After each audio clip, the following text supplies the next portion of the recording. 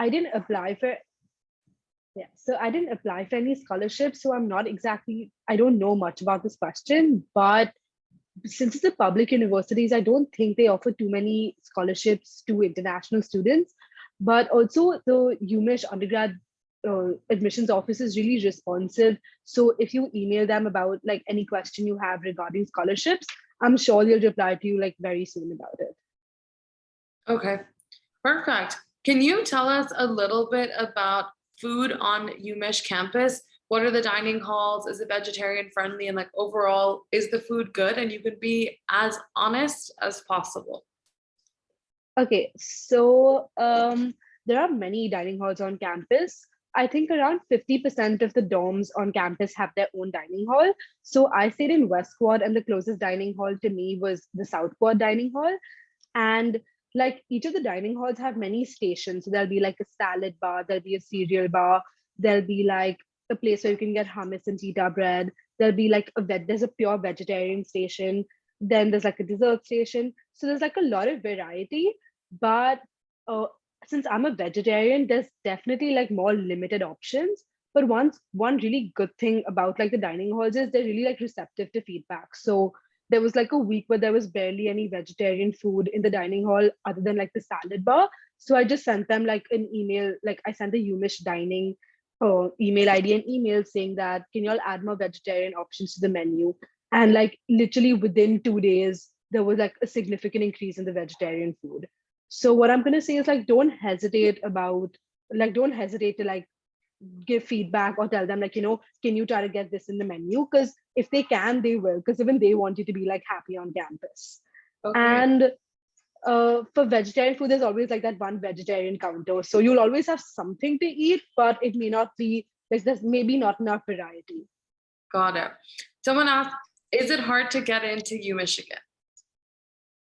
Uh, okay, so I feel like if you just focus on your academics, focus on your extracurriculars, then I feel like you'll be good to go. And I think UMich really cares about their essays too. So one thing I noticed was that both of the UMich application essays are related to like being part of a community. So I feel like you have to really bring that side of yourself out, like focus on how you are part of a community or how you can contribute to a community. Got it. Can you tell us a little bit about the dorms, the living situation? We always say, like, is there a best dorm and a worst dorm for first years? What's your opinion? Okay, so I stayed in West Quad, which is like almost in the center of Central Campus. And I feel like all the dorms are pretty decent, but if you're going to stay on North Campus, it's not like a bad thing. It's just like it's really far away, and sometimes at night you have to take a bus to go there. But I would just say that if you're staying on North Campus, don't worry about it. And like there's the bus is till like 3 a.m. and you can always take a safe ride, which is for free. So I would just say like don't hesitate to call a safe ride, number one, if you stay on North Campus. And don't be discouraged by your dorm, because everyone in all the dorms are really nice. And wherever you are on campus, you're going to be able to find friends there. And also, one thing I did to get my dorm was I applied to like a living learning community. So in Michigan, like most dorms are associated with like a living learning community. So I kind of saw that I wanted to stay in West Quad because of like the dorms are supposed to be the biggest and it's like a really good location. So I saw the associated like living learning community and I applied to that, and that's how I got West Quad. So like don't hesitate to do that either. Amazing. I do see maybe we have some like pre-college attendees. So how are your stats? Yeah. I know for some colleges, SATs were optional last year. Were they for you? And if not, you don't have to disclose your specific grades if you're not comfortable, but just like a range if that makes you feel like less Yeah. pressure. Yeah, that's good. Okay, so in my year, UMich did make the SAT optional, but so actually it was really weird for me because I did the SAT in December, but I applied to Michigan like early application and I got in early. So even though I got like a 1530 in the SAT, they didn't actually see it. So I basically went test optional, even though I got like a pretty decent score. So I feel like that shows that my SAT score did not make it like basically your SAT score doesn't necessarily make or break your application. And how to be a holistic application. So for that, I would say just be involved. Like even if it's like, so UMich doesn't need you to be like the captain of the football team or like the basketball team or something like really extravagant. They just want to see that you've been doing something consistently, and you actually care about it. Like one thing which I was told a lot when I was applying to college, but I only realized after I got in, was college admission officers read thousands of applications every like week, so they know exactly who is like chatting shit and who is saying like the truth. So don't make up, like just be honest on your application. And if you still have time in high school, then I would say focus on like one thing you actually enjoy, can talk about, and will be able to grow in. So like if you, even if you like a really random thing, just focus on it and focus on growing in that one thing.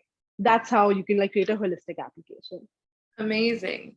Can you tell us kind of in parallel, but moving from India to Michigan, can you tell us what things you brought from home and what things you just decided to buy when you were there, in terms of like to set up your room, in terms of clothing, in terms of like just utilitarian things? Yeah. Okay. So in fact, for me, in my year, since my parents couldn't drop me, I was allowed very limited luggage. So that's why I only carried like one suitcase was just necessities, like utilities. Like I carried mm, like in my utility suitcase, it was more like basic stuff. Like I carried stationery from home. Then I carried I'm trying to remember what all I carried in that suitcase. Then I So that, carried like even simple things like a bottle cleaner and stuff. I don't know why my mom was just paranoid. And but I mainly carried clothes. Like you can buy everything out there, from like cutlery for your dorm, like then even like light like lamps and stuff I obviously bought from there. Room decor I bought from there. And I what else did my dorm need? you say like So I everything was for your bed, like your bedding, your pillows, your mattress topper, like you waited to buy all of that stuff in the US? yeah, I bought everything from the US. And where did you go to buy it? Okay, so for bedding, there's Bed Bath and Beyond, which is they literally, when you go there, they have like a list of things for like college students. So you just go, you see the list and you just pick out whatever you want. So that was really convenient. And for other things, like for my room, like my dorm, like vacuum cleaners and stuff, I bought it from Target. Very cool. And can you tell us as well, how did you set up a bank account? Who did you set it up with? Considering you also did this all alone, must have been like slightly different than if someone's going with Yeah. you. Yeah, okay. So I set up my bank account with Chase. So PNC is like the affiliated bank like with Michigan, but I chose Chase because I feel like Chase was more renowned in the US and like other places and stuff. So after college, if I want to stick with the same bank account, then Chase would be more convenient. Even though PNC has more ATMs on campus, like that's the reason I chose Chase. I In fact, because like in my year, most of us did not have our families with us. Chase was very like welcoming, and they had like a special counter for students who were doing it alone. So like they had one person come sit with us, explain to us the process. And like I already had Googled it from home that I needed like my passport and one other Indian ID to open my account. So I carried my driver's license and my passport, and you need your I-22. And then they opened a student debit card account for me. And yeah, that was it. Amazing. Would you like, I guess you would recommend then a lot of students open Chase? Did you get a credit card, or are you just with a debit account right now? So Chase has a rule that you cannot get a credit card without a social security number. So now that I've got my social security number, I will be applying for a credit card like now. But in my freshman year, I only used the debit card. Amazing. And great that you talked about getting your social security number. So as an international student in the US, obviously, even with Yeah. we recommend you all get a social security number at some point within like, your first year going into your second year. What did you do to get a social security number? So I had an on-campus job. Like I worked part-time in the IT department of UMich. So moment you get a on-campus job, one of the first requirements is applying for a social security number. And UMich really helped me out with that. Like I went to the international center and they gave me the list of documents I needed to carry for my social security number appointment. And they also helped me like, gather the documents, ensure they were in like the correct order, everything was signed correctly and stuff. And then once you go to the appointment, they just check your documents, and within a week, you have your SSN mailed to you. Amazing. And tell us about getting an on-campus job. How easy was it? I see you work in the IT department. What do you do? Do you recommend students to get an on-campus job? Does it pay well? Okay, so recently UMich increased the minimum wage, like the minimum on-campus wage to $15. And I was being paid $15 anyways before, because like IT gets paid a little more than like library jobs and stuff. So I applied for my job in September last year itself. And for that, there are many portals online. So you can choose if you want a library job, there's like a library website where you can apply from it directly. Or if you want an IT job, you have to go to like the IT website and then apply for a job through there. So you just choose the department you want to work in and then apply for the job accordingly. So what I do is, so each UMich building has its own like IT department. So I chose a building which was near to my dorm, because like in the morning, if I'm like late or something, I can just run and reach there. And what I do is I help. So within that building, whoever needs IT help. So for example, professors, students, they can always come to me like if their laptop isn't working, or if they even something like really stupid, such as like they need like an HDMI connector. I'm the one they come to for that particular building. So Okay. that's what I do. Yeah. And how did you learn what to do on the job? Did they train you? They just expect you to know these things? So for my job, I actually had a really nice boss. Like for 2 weeks, he just like literally he would just I just had to shadow him, and he would tell me like, this is what you do, this is where everything is kept. And it was a 2 week training period, and I was paid for those 2 weeks too. So and even like towards the end, I did the job for both my fall semester and my winter semester. So even like in the end of the winter semester, there would be stuff I didn't know, and I would just like slack him and tell him like, where's this, or how do I solve this issue, or how do I fix this hard drive or something. And he'd be like, don't worry, follow these steps. And I feel like this faculty and the staff in Michigan is like really helpful.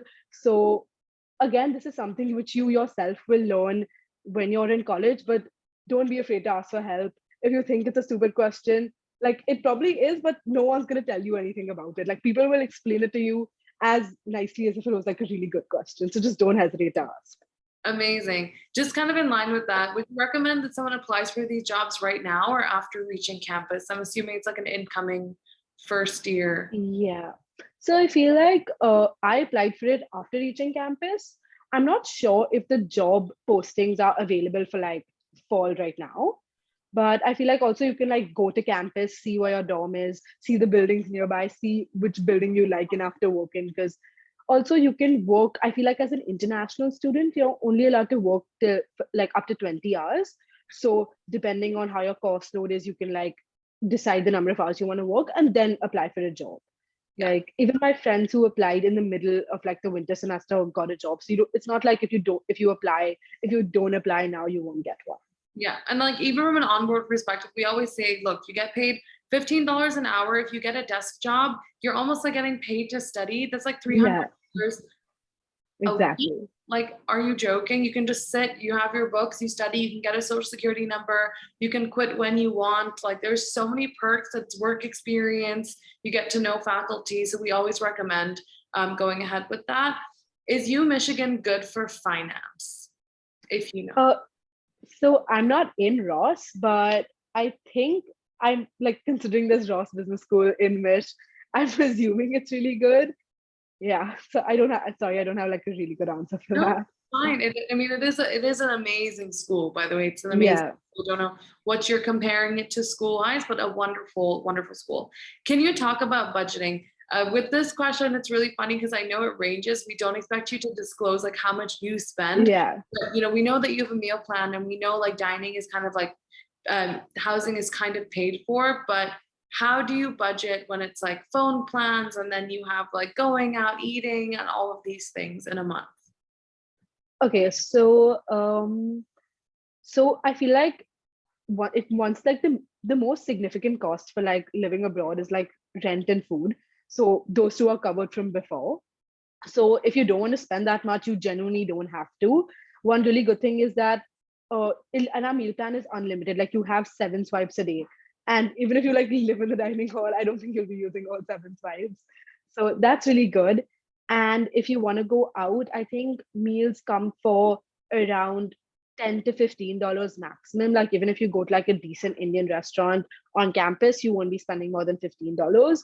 And we also have like cheap food options on campus, such as like Joe's Pizza, where you get like $2-3 a slice, right?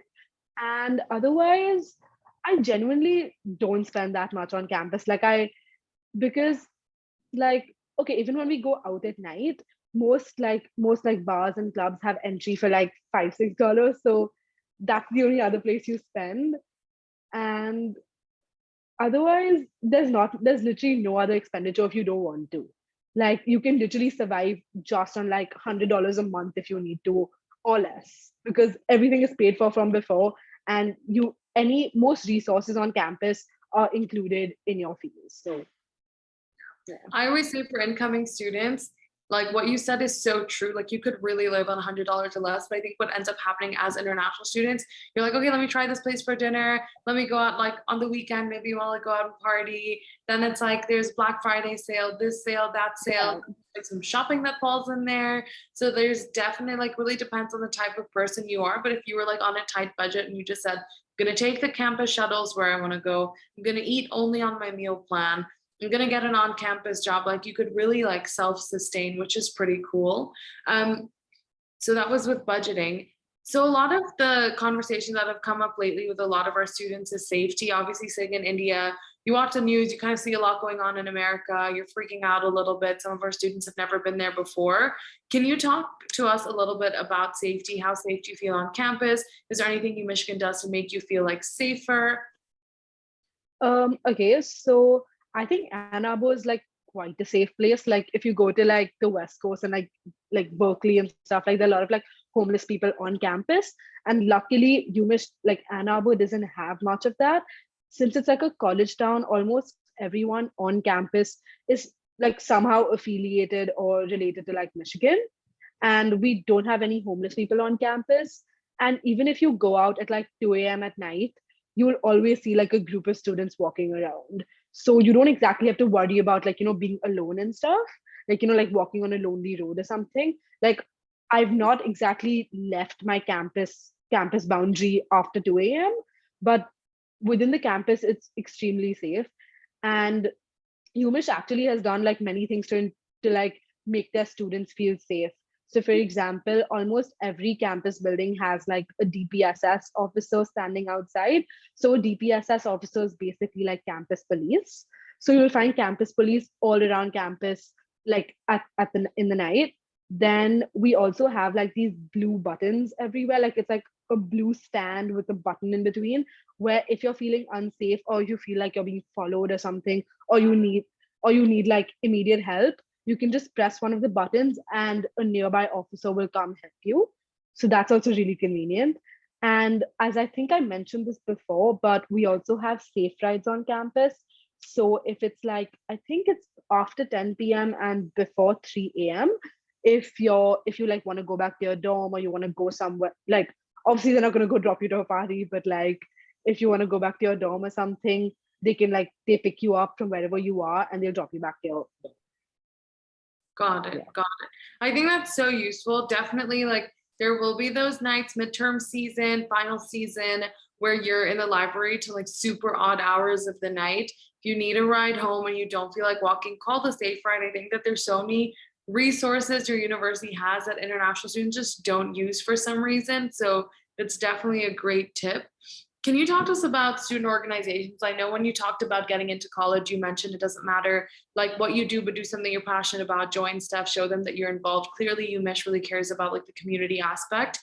Can you tell us like what student organizations maybe are the most popular ones? Something that a lot of students don't know is how competitive it is to actually get into them. Just because they exist doesn't mean you can just join. So give us your thoughts Yeah. after your first year of college.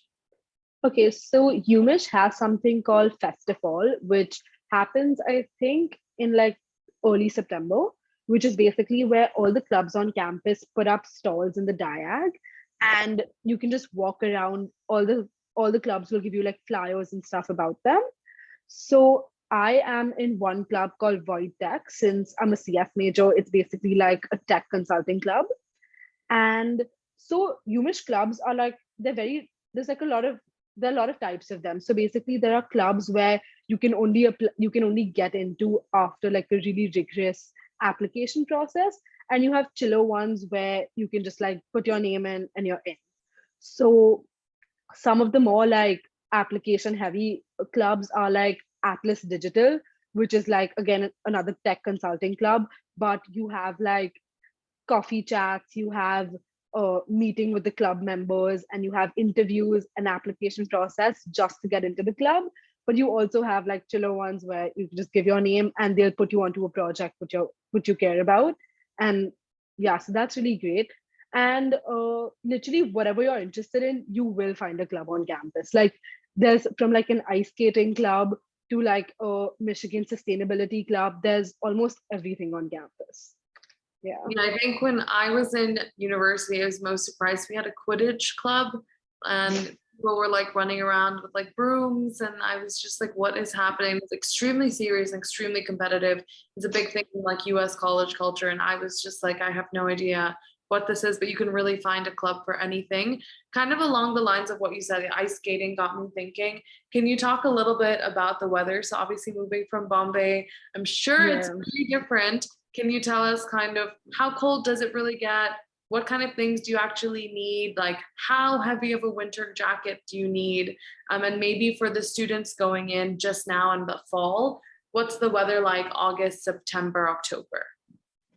Okay, so August and September, it's like really hot. Like you can wear shorts and a tank top. But like October, it starts get October and like the first half of November, you'll require like a full sleeve top or something. But then when like the second half of like Thanksgiving time, December, Jan, and Feb, you'll need your winter coat. Like I don't think I left my dorm even once without it. And for like a winter coat, I would say, so right now I have a North Face winter coat, but there are many other brands and companies like you. So many people think that you only need like a Canada Goose jacket or something to survive the winter, but you don't actually need that. Like there are cheaper options also, which will keep you as warm as a Canada Goose jacket. And yeah, and so I also bought winter boots, but I use my winter boots like twice in the entire year because like my normal like sneakers are just do the job. So you don't actually wear the winter boots. Then I also carried gloves and a beanie because I feel like those two are essentials when it's snowing. But otherwise, just whatever you want to wear underneath, just wear your winter coat and you'll be fine. Like everyone is so intimidated by the cold and like they pack like layers and thermals. But what you'll end up doing there is you'll be wearing your normal clothes and just putting on your winter jacket. Yeah. And I always say like pro tip is America's like really interesting with their like internal heating. So it's always better to like dress light and wear a winter jacket than to like wear a bunch of layers because once you go inside a classroom, sometimes you're centrally heated and then you'll just be sweating. Like if you didn't do this correctly. Yeah. I don't know how that stands at U Michigan. Is that like similar? Yeah, so every single building on campus is like heated. And I remember once I went to class and like I started working and I forgot to remove my jacket. And within 10 minutes, I was like sweating. So like I would really advise you to not like layer up too much inside because if you go to class and then you're just sweating, you'll have to like go to the bathroom to change because it'll be like that hot. Tell us a little bit about like the formality. I'm curious, have you ever gone to class in your pajamas? I haven't, but I've seen people do that. Like it's like no one's dressed fancy on campus. In fact, you'll see it like 50% of people will just be wearing Michigan merch. So like a plain Michigan t-shirt, a Michigan sweatshirt. And on campus, we get a lot of like free t-shirts. Like you'll be walking and there'll be a stall somewhere where someone's just giving out like a Michigan community t-shirt or something. So and 50% of people just wear stuff like that. So it's very, very casual. And then tell us about like academic competitiveness. So I'm not sure what the board of study is in Cathedral. But in comparison to how much you were studying, working in high school, I know sometimes there's tuitions and sometimes you have like support. You have your parents kind of like breathing down on you, making sure you get things done. In college, it's like 100% independent. How Yeah. competitive is it? Tough? How many hours are you studying in a week compared to like what you were maybe in your senior year of high school? Okay, so in Cathedral, I did the IB board. So I feel like compared to that, I genuinely feel like it was less rigorous than that, because in Cathedral we had like IAs and like IA revisions and like first draft, second draft, and then like tuitions on top of that. But college, it's more like you have the work, but you also have so many people around you to support you. So you might think that in college you're alone without like your friends and your family and stuff, but there'll always be someone who just sitting near you, and if you're like lost, they will literally stop what they're doing, just like just point out where we are in class and stuff. And I also feel that professors are really understanding. So like there have been times where like I'm a person who always likes being like on time with like my work and stuff, and I don't like missing deadlines and all. But sometimes when you just can't make the deadline, like if you just email the professor that like I really can't, and would it be possible for you to give me an extension, like 99% of the time they will give it to you. Like unless you're slacking off every week, they will give you the extension. So Can don't you, worry, don't. sorry, no, go ahead, go ahead. Yeah, so I was saying like just don't stress yourself too much, and like do how much you can. Obviously push yourself, but if you can't do it, then ask for help. Like I'm just going to re-emphasize on that. Yeah. I was gonna say, can you tell us maybe like the hardest class you took in your last year? So I took EECS 203, which is like a discrete math course. So basically, for that course, you need to have Calc 1 and Calc 2 as like a requirement. But since I did IB, I got to skip the requirement. And most people who take that class are like juniors and like second semester sophomores. So I definitely struggled with it in like the start, but office hours was really helpful. Then even if you're like intimidated and you don't want to like talk to a professor, there's so many resources which they upload on Canvas. So like I remember in the start, like this was in fall. So in the start, I was like, what am I going to talk to like a professor about? Like my questions are like so like lame. Like I don't want to waste a professor's time. Firstly, that was wrong, because by the end, professors want to help you when they can. And also, but if you are in that phase, which hopefully you will overcome, it's like there's so many resources. Like they'll post worksheets, they'll post like past exam papers. So if you just do all of that, and even if you're the type of person who just likes working like crazy 1 week before an exam, you will survive as long as you just use the resources the college provides. I totally agree. I think I used to always say like with office hours, the difference, like I went to boarding school in India, I was like super teeny tiny, we were super like formal and whatever. When I got to college, I was like, wait, I can be friends with my professors. Like actually, Yeah. you can be bros. Like I have some of them on WhatsApp. I've gone for breakfast with my econ professor. Like they're so great. And the reason it helps when you actually go to office hours, sometimes I would just go and make up a fake question just to go so they know my face and they know my name among like 100 other students that they teach.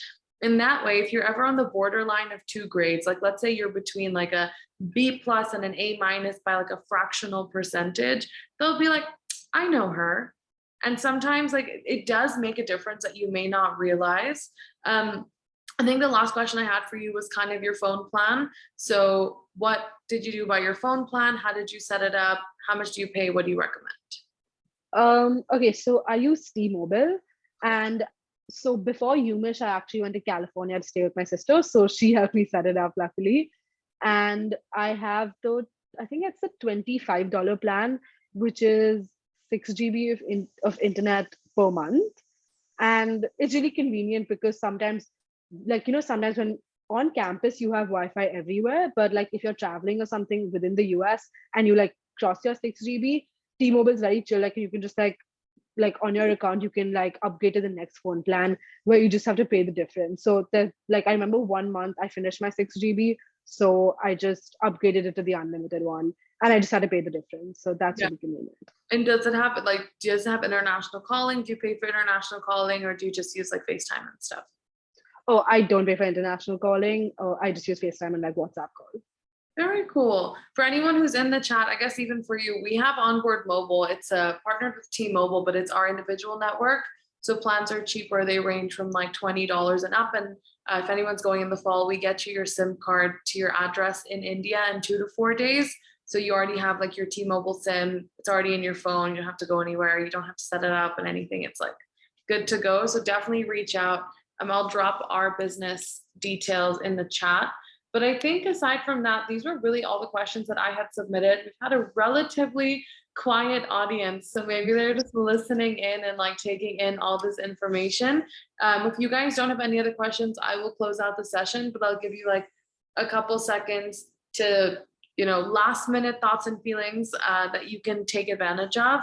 Can you just end us out by maybe telling us, I have like 2 favorite questions that I like to ask at the end. One, biggest culture shocks moving from India to the US? Like, what is something that you were like, whoa, this is so different than it is back home?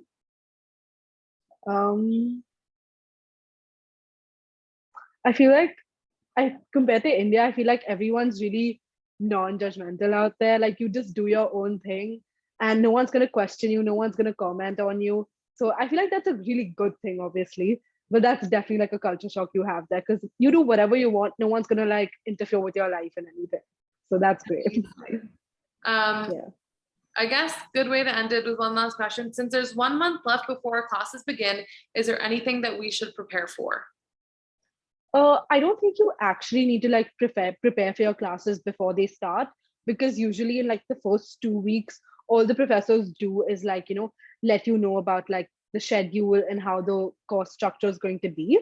What you could do is just like like, I don't know if many of y'all know this, but UMich has a software called Atlas, which is like where you can like search up classes, you can look at like the professors' rankings and stuff.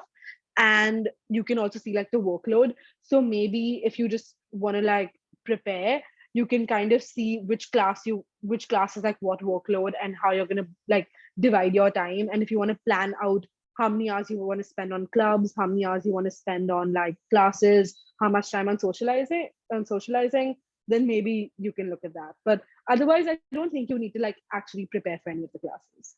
Amazing. Thank you so much. I hope you guys got your questions answered. Thank you so much for taking your time out during the summer. I'm sure you're just like a little busy and enjoying yourself. So we really appreciate it. We'll put this session up on YouTube if you guys have any questions or want to watch it again. And you can always reach out to us for anything you need. Thanks so much again. Thank you.